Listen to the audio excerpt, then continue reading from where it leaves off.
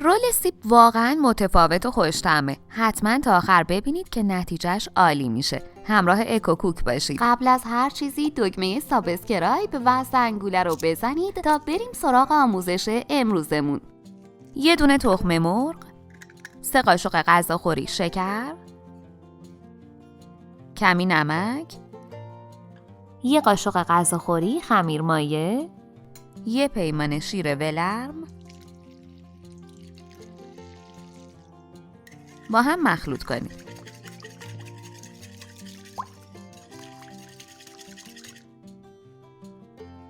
یه قاشق چایخوری بیکینگ پودر، نصف قاشق چایخوری وانیل و 3 پیمانه آرد سفید اضافه کنید و هم بزنید تا خمیر نرم و لطیفی به دست بیاد.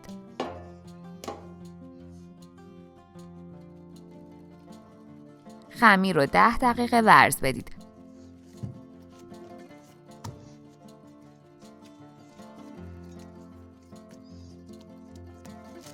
روشو بپوشونید و نیم ساعت استراحت بدید.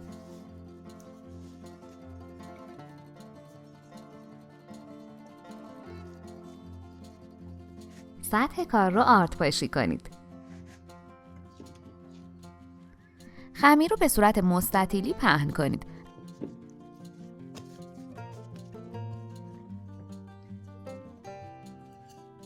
از لبه خمیر کمی فاصله بدید و بعد سیب‌های پوست گرفته و ورقه شده رو روش بچینید.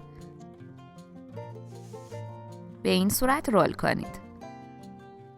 عزیزان، برامون خیلی جالبه که بنویسید از کدوم شهر یا کدوم کشور هستید و غذای معروف محل زندگیتون چیه؟ توی کامنت ها برامون بنویسید که چه غذایی رو دوست دارید آموزش بدین. انتهای خمیر کمی آب بزنید و بچسبونید.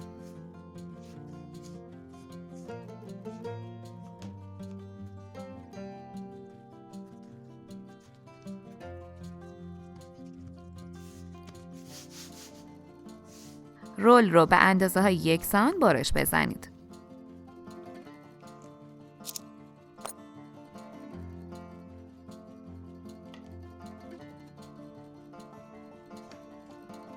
ده دقیقه استراحت بدید و بعد داخل روغن سرخ کنید.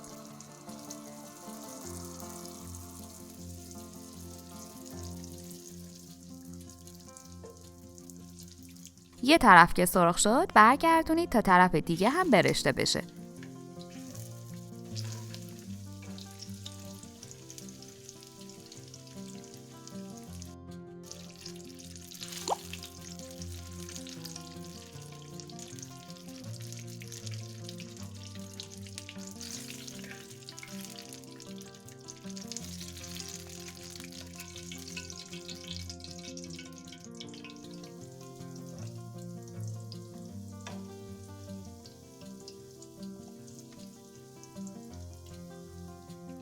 میتونید داخل شکر هم بغلتونید.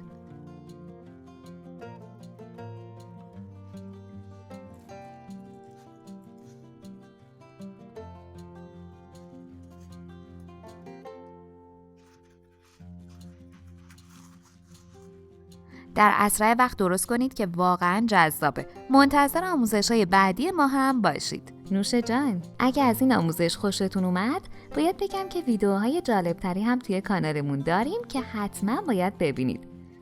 اگه از این آموزش بعداً میخوای استفاده کنی، حتما دکمه سابسکرایب رو بزن تا بتونی به راحتی دوباره پیداش کنی.